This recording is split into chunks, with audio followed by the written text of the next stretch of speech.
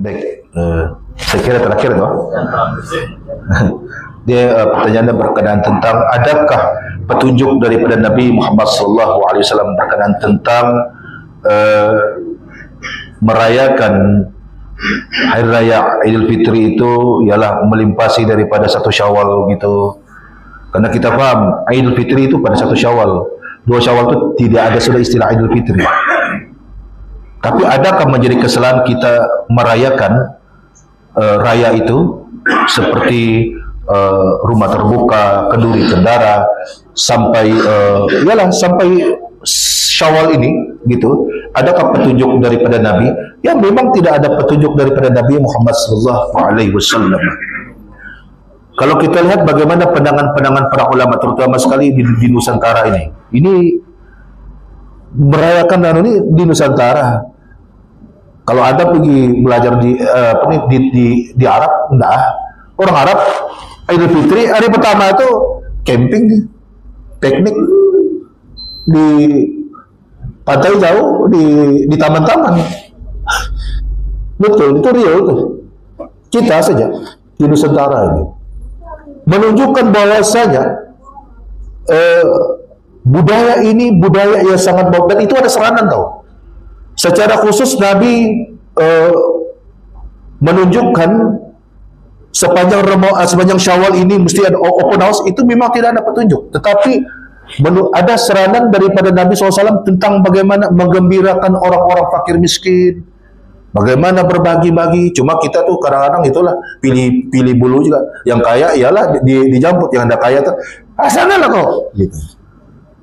Namun adakah dia bertentangan dengan syariat ini? Tidak, dia tidak bertentangan. Kalau dia bertentangan maka keluar fatwa itu. Saya kira di majelis fatwa kebangsaan keluar tentang hal ini. Sebab apa? Dia jadi isu baru-baru ini. Raya sebulan.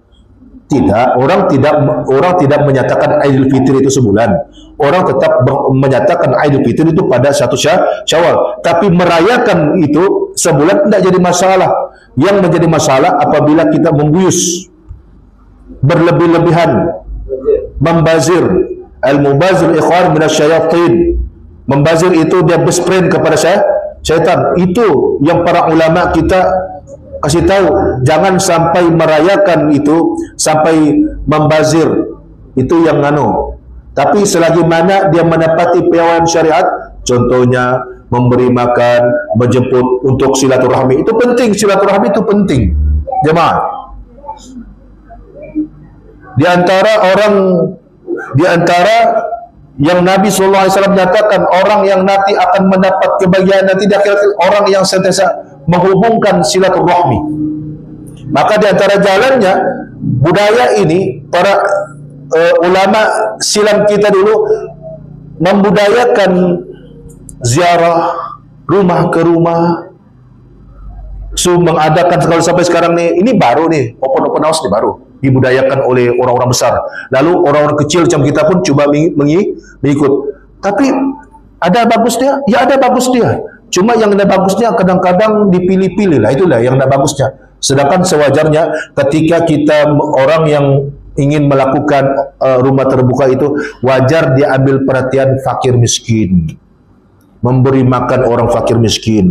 Dan itu maksud tujuan Idul Fitri itu, menggembirakan orang yang tidak punya kemampuan. Wallahu alam. Tapi dia satu budaya yang bagus, jemaah. Saya kira budaya ini mengadakan rumah terbuka itu bagus, budaya itu. Bagi mereka yang punya kemampuan, maka kita sarankan itu. Adakan itu. Kalau dia punya kemampuan, dia boleh lakukan itu di tempat dia. Dan yang penting kita sarankan, jemputlah orang-orang yang tidak punya kemampuan. Karena itulah maksud Idul Fitri itu, untuk menggembirakan orang-orang yang tidak punya kemampuan. Wallahu a'lam bishawab. Jemaah yang dimuliakan Allah SWT. Langsung kata cikgu. Jadi mudah-mudahan jemaah yang dimuliakan Allah Subhanahu wa taala, keberadaan kita pada malam ini, Allah Subhanahu wa taala mengampunkan segala dosa-dosa kita, mengampunkan dosa-dosa kedua ibu bapa kita, yang sama ada yang sudah pergi meninggalkan kita ataupun yang masih lagi bersama-sama dengan kita. Dan mudah-mudahan Allah Subhanahu wa taala memberi kita kefahaman dalam agama, dan kita mampu hidup dengan agama yang kita paham itu. Jadi jemaah yang dimuliakan Allah Subhanahu wa taala, yang baik itu datangnya daripada Allah Subhanahu wa taala. Kurang baik itu adalah kelemahan diri saya. Mohon maaf kurangnya ilmu, tidak fasih, kasar bahasanya. Sampai sini saja aku qul hadza. Astaghfirullahalazim li wa lakum. Assalamualaikum warahmatullahi wabarakatuh.